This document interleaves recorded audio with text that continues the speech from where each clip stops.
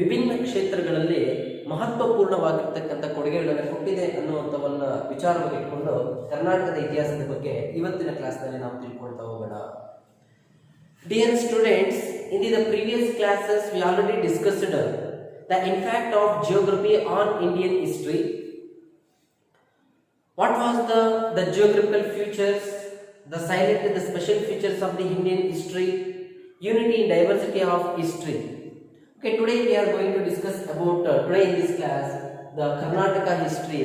The term Karnataka is how to derive, what was the background of the Karnataka, and the Karnataka or Karnataka peoples, what was the given the greatest contributions to the India and world, Bharat ಮತ್ತು ಪ್ರಪಂಚಕ್ಕೆ ಏನೇನು ಕೊಡುಗೆಯನ್ನು ಕೊಟ್ಟಿದೆ ಅನ್ನೋದ್ರ ಬಗ್ಗೆ ತಿಳ್ಕೊಳ್ತಾ ಬರೋಣ.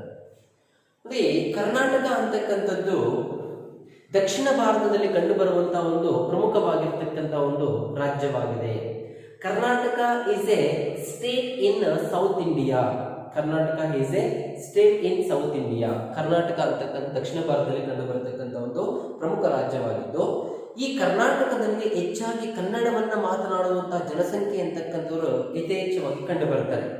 ಹಾಗಾದರೆ ಈ ಕರ್ನಾಟಕ ರಾಜ್ಯದ ಸುತ್ತುವರೆದಿರ್ತಕ್ಕಂಥ ಪ್ರಮುಖ ರಾಜ್ಯಗಳು ಯಾವ್ಯಾವ ಅಂತ ನೋಡ್ತಾ ಬಂದ್ರೆ, ಕರ್ನಾಟಕ ಒಂದು ರಾಜ್ಯದಲ್ಲಿ ನಾವು ಉತ್ತರದಲ್ಲಿ ನೋಡ್ತಾ ಬಂದ್ರೆ ಮಹಾರಾಷ್ಟ್ರ ಮತ್ತು ಗೋವಾ ಅಂತಕ್ಕಂಥದ್ದು, ದಕ್ಷಿಣದಲ್ಲಿ ನೋಡ್ತಾ ಬಂದ್ರೆ ಕೇರಳ ಮತ್ತು ತಮಿಳುನಾಡು ಅಂತಕ್ಕಂಥದ್ದು, ಪೂರ್ವದಲ್ಲಿ ಆಂಧ್ರ ಪ್ರದೇಶ, ಪಶ್ಚಿಮದಲ್ಲಿ ಅರಬ್ಬಿ ಸಮುದ್ರದಿಂದ ಸುತ್ತುವರೆದಿರ್ತಕ್ಕಂಥ ಒಂದು ರಾಷ್ಟ್ರವಾಗಿದೆ, ಅಂದ್ರೆ ಸುತ್ತುವರೆದಿರ್ತಕ್ಕಂಥ ರಾಜ್ಯಗಳಾಗಿವೆ ಅಂತ ನಾವಿಲ್ಲಿ ಕಾಣ್ತಾ ಬರ್ತೀವಿ. So the Karnataka surrounded by the states Maharashtra and Goa in the north to Kerala and Tamil Nadu in the south, Andhra Pradesh in the east to Arabian sea in the west. ನೀವು ಜನರಲ್ ಆಗಿ ಇದನ್ನ ತಿಳ್ಕೋಬೇಕಾಗುತ್ತೆ, ಇದು ನಿಮ್ಗೆ ಇಂಪಾರ್ಟೆನ್ಸ್ ಕೇಳೋದಿಲ್ಲ. ನಮ್ಮ ಕರ್ನಾಟಕದ ಸುತ್ತುವರೆದಿರ್ತಕ್ಕಂಥ ಪ್ರಮುಖ ರಾಜ್ಯಗಳು ಯಾವ್ಯಾವ ಅಂತ ನಾವು ನೋಡ್ತಾ ಬಂದ್ರೆ, so Maharashtra Goa in the north to Kerala Tamil Nadu in the south, so Andhra Pradesh and so in the east to Andhra Pradesh and west to Arabian sea the surrounded by the Karnataka. ಕರ್ನಾಟಕದ ಸುತ್ತುವರೆದಿರ್ತಕ್ಕಂಥ ಪ್ರಮುಖವಾಗಿರ್ತಕ್ಕಂಥ ರಾಜ್ಯಗಳು ಅಂತ ನಾವು ಕರೀತಾ ಬರ್ತೀವಿ. ನೋಡಿ, ಕರ್ನಾಟಕದ ಒಂದು ಉಲ್ಲೇಖ, what was the background of the Karnataka, ಕರ್ನಾಟಕದ ಹಿನ್ನೆಲೆ ಅಂತಕ್ಕಂಥದ್ದೇನು ಅಂತ ನೋಡ್ತಾ ಬಂದ್ರೆ, ಅತ್ಯಂತ ಪ್ರಾಚೀನ ಗ್ರಂಥಗಳಲ್ಲೂ ಸಹ ಈ ಕರ್ನಾಟಕದ ಬಗ್ಗೆ ವಿವಿಧ ಹೆಸರುಗಳಿಂದ ಉಲ್ಲೇಖವನ್ನು ಮಾಡಿರ್ತಾರೆ. ಅದರಲ್ಲಿ ಭಾರತದ ಮಹಾಕಾವ್ಯವಾಗಿರ್ತಕ್ಕಂತಹ ಮಹಾಭಾರತದ ಭೀಷ್ಮ ಪರ್ವ ಮತ್ತು ಸಭಾ ಪರ್ವದಲ್ಲೇ ಕರ್ನಾಟಕವನ್ನ ಕರ್ನಾಟಕ ಅನ್ನುವಂಥ ಪದ ಅಂತಕ್ಕಂಥದ್ದು ಕಂಡು ಬಂದಿತ್ತು ಅಂತ ನಾವಿಲ್ಲಿ ನೋಡ್ತಾ ಬರ್ತೀವಿ. ಹಾಗಾದ್ರೆ ಈ ಒಂದು ಕರ್ನಾಟಕದ ಯಾವ ರೀತಿಯಾಗಿರ್ತಕ್ಕಂಥ ಒಂದು ಉಗಮ ಆಗಿತ್ತು ಅನ್ನೋದು ನೋಡ್ತಾ ಬಂದ್ರೆ, the word Karnataka was the first in the ಸಭಾ ಪರ್ವ ಅಂಡ್ ಭೀಷ್ಮ ಪರ್ವ ಆಫ್ ದಿ ಮಹಾಭಾರತ. ಅದರಲ್ಲಿ ನಾವು ಕರ್ನಾಟಕ ಅನ್ನುವಂಥ ಪದವನ್ನ ಉಲ್ಲೇಖ ಮಾಡಿದ್ರು ಅಂತ ನಾವು ಕಾಣ್ತಾ ಬರ್ತೀವಿ. ಸೊ ಅದೇ ರೀತಿಯಾಗಿ ತಮಿಳು ಕೃತಿ ಆಗಿರ್ತಕ್ಕಂತಹ ಶಿಲಪ್ಪಾಧಿಕಾರಂ, ಯಾವುದು ಶಿಲಪ್ಪಾಧಿಕಾರಂ. ಸೊ ಈ ಒಂದು ಗ್ರಂಥದಲ್ಲಿ ಕರ್ನಾಟಕವನ್ನ ಏನಂತ ಕರೀತಾ ಇದ್ರು ಅಂತ ನಾವು ನೋಡ್ತಾ ಬಂದ್ರೆ, ಕರುನಾಡರ್ ಅಂತ ಕರೀತಾ ಇದ್ರಂತೆ. ಏನಂತ ಕರೀತಾ ಇದ್ರು? ಕರುನಾಡರ್. That is very important.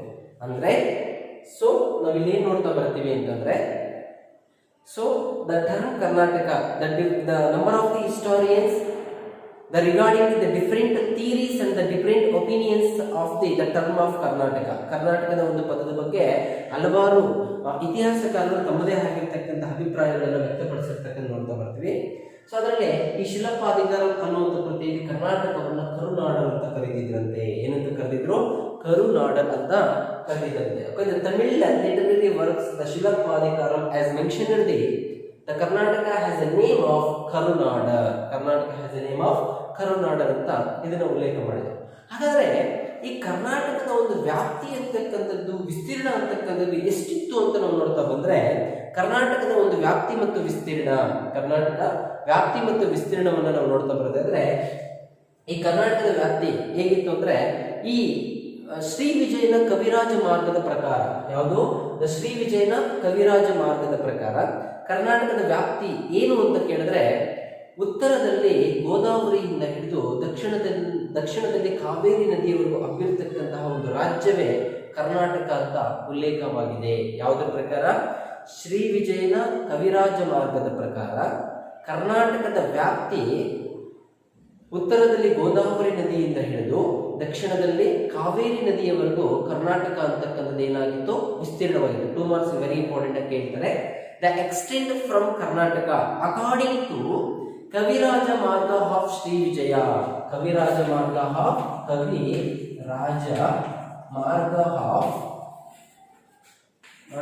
Shri ವಿಜಯ. ಕವಿರಾಜ ಮಾರ್ಗದ ಶ್ರೀ ವಿಜಯದ ಪ್ರಕಾರ ಏನಂತ ಉಲ್ಲೇಖ ಮಾಡಿದೆ ಅಂತಂದ್ರೆ, ಸೊ ಉತ್ತರದಲ್ಲಿ ಗೋದಾವರಿ, ದಕ್ಷಿಣದಲ್ಲಿ ಕಾವೇರಿಯವರೆಗೂ ಹಬ್ಬಿದೆ. ಸಿಂಪಲ್ ಆಗಿ ಬರ್ಕೊಳ್ಳಿ. 2 ಮಾರ್ಕ್ಸ್ ವೆರಿ ಇಂಪಾರ್ಟೆಂಟ್ ಆಗಿ ಕೇಳ್ತಾರೆ. ಅಕಾರ್ಡಿಂಗ್ ಟು ದ ಕವಿರಾಜ ಮಾರ್ಗ of Shri Vijaya extend from Karnataka. So the Godavari in the north to Godavari in the north to Kaveri in the south, the extent from Karnataka. So Karnataka ಅಂತಕ್ಕಂಥ ಒಂದು ಯಾವ ರೀತಿಯಾಗಿ ಅದನ್ನ ವಿಸ್ತಾರ ಆಗಿದೆ ಅಂತ ಕೇಳ್ತಾರೆ. ವೆರಿ ಇಂಪಾರ್ಟೆಂಟ್ ಆಗಿರುತ್ತೆ ನೋಡಿ. ಈಗಾದ್ರೆ ಈ ಕರ್ನಾಟಕವನ್ನ ವಿಭಿನ್ನ ಹೆಸರುಗಳಿಂದ ಕರೀತಾ ಇದ್ದಾರೆ. ಈ ಕರ್ನಾಟಕವನ್ನ ಕರ್ನಾಡು, ಕನ್ನಾಡು, ಕರಿನಾಡು, ಕಮಿತ್ತನಾಡು, ಕರ್ನಾಟಕ, ಹೀಗೆ ಹಲವಾರು ಪದಗಳಿಂದ ಉಲ್ಲೇಖವಾಗಿರ್ತಕ್ಕಂಥ ಒಂದು ಹಿನ್ನೆಲೆಯನ್ನು ನೋಡ್ತಾ ಹೋಗ್ತೀವಿ. ಸೊ ನಾನು ಅವಾಗ ಹೇಳಿದಂಗೆ ಹಲವಾರು ಇತಿಹಾಸಕಾರರು ವಿಭಿನ್ನ ಸಿದ್ಧಾಂತಗಳ ಮೂಲಕವಾಗಿ ಕರ್ನಾಟಕ ಎಂಬ ಒಂದು ಪದವನ್ನ ಉಲ್ಲೇಖವನ್ನು ಮಾಡಿರ್ತಾರೆ. Okay, so the different means the number of historians regarding the term of Karnataka has given the different theories like the Karnadu, Kannadu, Karinadu, Kamittanadu after became the Karnataka. ಇವೆಲ್ಲವುಗಳ ಮೂಲಕವಾಗಿ ಏನಾಯ್ತು ಅಂದ್ರೆ ಕರ್ನಾಟಕ ಅನ್ನುವಂಥ ಹೆಸರು ಬಂತು ಅಂತ ನಾವಿಲ್ಲಿ ನೋಡ್ತಾ ಬರ್ತೀವಿ. ಹಾಗಾದ್ರೆ ಈ ಕರ್ನಾಟಕ ಅಂತಕ್ಕಂಥದ್ದು ಯಾವ್ಯಾವ ರೀತಿಯಾಗಿರ್ತಕ್ಕಂಥ ಒಂದು ಭೌಗೋಳಿಕ ಲಕ್ಷಣಗಳನ್ನು ಹೊಂದಿದೆ? What was the geographical features of the Karnataka? ಕರ್ನಾಟಕದ ಒಂದು ಭೌಗೋಳಿಕ ಲಕ್ಷಣಗಳು ಅಂತಕ್ಕಂಥದ್ದು ಏನು ಯಾವ್ಯಾವ ರೀತಿಯಾಗಿರುವಂತಹ ಲಕ್ಷಣಗಳನ್ನು ಹೊಂದಿದೆ ಅನ್ನೋದ್ರ ಬಗ್ಗೆ ನಾವಿಲ್ಲಿ ತಿಳ್ಕೊಳ್ತಾ ಬರೋಣ. ನೋಡಿ, ಈ ಕರ್ನಾಟಕದ ಒಂದು ಭೌಗೋಳಿಕ ಲಕ್ಷಣಗಳನ್ನು ನಾವು ಕಾಣ್ತಾ ಬರೋದೇ ಆದ್ರೆ ಯಾವ್ಯಾವ ರೀತಿಯಾಗಿರ್ತಕ್ಕಂಥ ಒಂದು ಲಕ್ಷಣಗಳನ್ನ ಇಲ್ಲಿ ಕಂಡಿದೆ ಅಂತ ನಾವು ನೋಡ್ತಾ ಬಂದ್ರೆ, ಇದು ಕರ್ನಾಟಕದ ಭೌಗೋಳಿಕ ಅಂದ್ರೆ ಕರಾವಳಿ ತೀರ ಪ್ರದೇಶಗಳು, ಪಶ್ಚಿಮ ಘಟ್ಟಗಳು, ಸಹ್ಯಾದ್ರಿ ಅಂತ ಬರ್ಕೊಳ್ಳಿ, ಮಲೆನಾಡು ಪ್ರದೇಶ ಅಂತಕ್ಕಂಥದ್ದು, ಉತ್ತರ ಮತ್ತು ದಕ್ಷಿಣದ ಬಯಲು ಪ್ರದೇಶಗಳು, ಇವು ಕರ್ನಾಟಕದ ಪ್ರಮುಖ ಭೌಗೋಳಿಕ ಲಕ್ಷಣಗಳಾಗಿವೆ. Very very important. The geographical features of Karnataka. So Malnad region, coastal region, and the western ghats like Sahyadri, and the south and the north valleys. These are all important the geographical features of Karnataka. ಕರ್ನಾಟಕದ ಪ್ರಮುಖ ಯಾವ್ದಾದ್ರೆ ಎರಡು ಕೇಳ್ತಾರೆ ನಿಮಗೆ, ಯಾವ್ದು simple ಆಗಿರೋದನ್ನ ಬರ್ಕೋಬೇಕಾಗುತ್ತೆ. So ಯಾವುದು ಅಂತಂದ್ರೆ that is very important. The coastal region ಅಂದ್ರೆ ಈ ಕನ್ನಡದಲ್ಲಿ ಈ ತರ ಬರ್ಕೊಳ್ಳಿ, ಕರಾವಳಿ ತೀರಗಳು. ಕರ್ನಾಟಕದ ಎರಡು ಭೌಗೋಳಿಕ ಲಕ್ಷಣಗಳು ಯಾರು ಅಂತ ಕೇಳ್ತಾರೆ, ಸಿಂಪಲ್ ಆಗಿ ಎರಡು ಬರ್ಕೊಳ್ಳಿ. ಒಂದು ಕರಾವಳಿ ತೀರಗಳು, ಇಂಗ್ಲಿಷ್ ಅಲ್ಲಿ ದ ಕಾಸ್ಟಲ್ ರೀಜನ್ ಅಂತ ಕರಿತೀವಿ. ಎರಡನೇದಂದ್ರೆ ವೆಸ್ಟರ್ನ್ ಘಾಟ್ಸ್ ಲೈಕ್ ಸಹ್ಯಾದ್ರಿ. ಪಶ್ಚಿಮ ಘಟ್ಟಗಳು, ಯಾವುದು?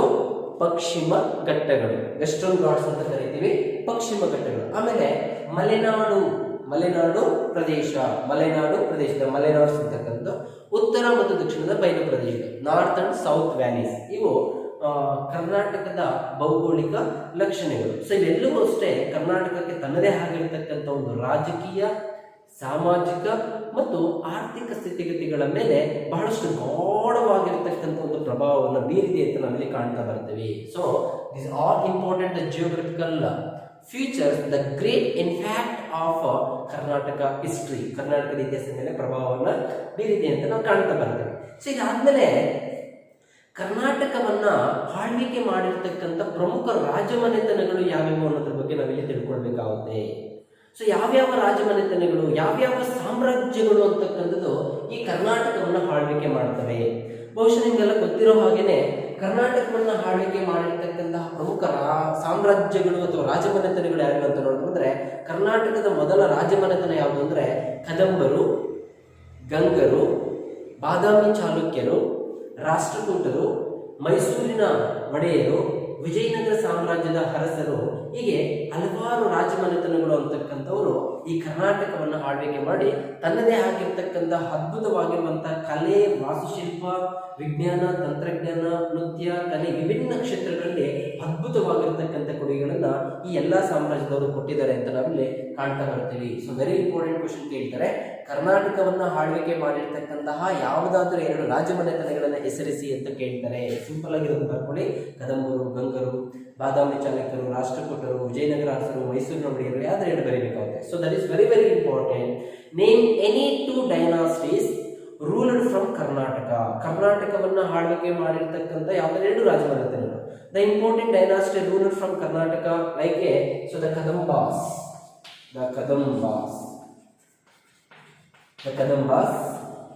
Gangas, Chalukyas,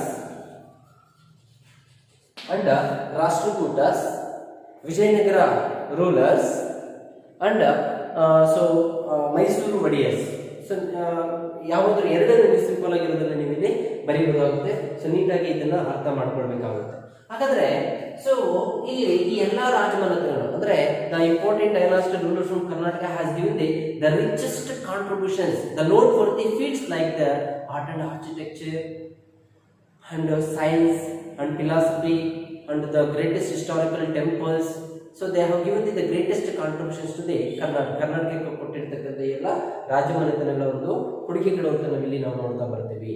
ಸೊ ಇದಾದ್ಮೇಲೆ ನೆಕ್ಸ್ಟ್ ನಾವು ನೋಡ್ತಾ ಬರೋದ್ರೆ ಈ ಕರ್ನಾಟಕ ಅಂತಕ್ಕಂಥದ್ದು ಯಾವ ರೀತಿಯಾಗಿ ಭಾರತದ ರಾಷ್ಟ್ರೀಯ ಚಳವಳಿಯಲ್ಲಿ ಅನೇಕ ಕನ್ನಡಿಗರು ಅಂತಕ್ಕಂಥವ್ರು ಭಾಗವಹಿಸಿ ಭಾರತದ ರಾಷ್ಟ್ರೀಯ ಚಳವಳಿ ಮತ್ತು ನಮ್ಮ ದೇಶಕ್ಕೆ ಸ್ವತಂತ್ರವನ್ನು ತಂದುಕೊಡೋದ್ರಲ್ಲಿ ತನ್ನದೇ ಆಗಿರ್ತಕ್ಕಂಥ ಅದ್ಭುತವಾಗಿರುವಂತಹ ಸಾಧನೆಗಳನ್ನ ಮಾಡಿದ್ದಾರೆ ಅಂತ ನಾವು ನೋಡ್ತಾ ಬರ್ತೇವೆ. ಅಂದ್ರೆ the Karnataka also the important the played role of the Indian national movement. Indian national, the number of the Kannadigas became the freedom fighter. ಅನೇಕ ಕನ್ನಡಿಗರು ಸ್ವತಂತ್ರ ಹೋರಾಟಗಾರರಾಗಿದ್ದಾರೆ ಅಂತ ಇಲ್ಲಿ ನಾವು ಕಾಣ್ತಾ ಬರ್ತೀವಿ. ಹೀಗೆ ಕರ್ನಾಟಕ ಅಂತಕ್ಕಂಥದ್ದು ಸೊ ದಕ್ಷಿಣ ಭಾರತದಲ್ಲಿ ಕಂಡುಬರುವಂತಹ ಒಂದು ಪ್ರಮುಖ ರಾಜ್ಯವಾಗಿದ್ದು ತನ್ನದೇ ಆಗಿರ್ತಕ್ಕಂಥ ಒಂದು ಐತಿಹಾಸಿಕವಾಗಿರ್ತಕ್ಕಂಥ ಒಂದು ಸಾಧನೆಗಳನ್ನ ಮಾಡಿದೆ ಅಂತ ನೋಡ್ತಾ ಬರ್ತೀವಿ. ಅಷ್ಟೇ ಈ ಶಾಸ್ತ್ರೀಯ ಸ್ಥಾನಮಾನಗಳಲ್ಲಿ ಕನ್ನಡ ಅಂತಕ್ಕಂಥದ್ದು ಸಹ ಒಂದು ಅದ್ಭುತವಾಗಿರ್ತಕ್ಕಂಥ ಒಂದು ಭಾಷೆ ಆಗಿದೆ. ಇದೆಲ್ಲರೂ ಸಹ ನಮ್ಮ ಕನ್ನಡಿಗರಿಗೆ ಹೆಮ್ಮೆ ಪಡುವಂತ ಒಂದು ವಿಚಾರವನ್ನಾಗಿ ನಾವಿಲ್ಲಿ ಕಾಣ್ತಾ ಬರ್ತೀವಿ. That is very important. So ಇಲ್ಲಿ ನಾವೇನ್ ನೋಡ್ತಾ ಬಂದ್ರೆ the Kannadigas are proud that their language is recognized as one of the classical languages of the India. The classical languages of the India. The Kannada has recognized one of the classical languages of the India. So we are all are the proud of Kannadigas. ಕನ್ನಡಿಗರು ತುಂಬಾ ಹೆಮ್ಮೆ ಪಡುವಂತ ಒಂದು ವಿಚಾರ ಆಗಿರುತ್ತೆ.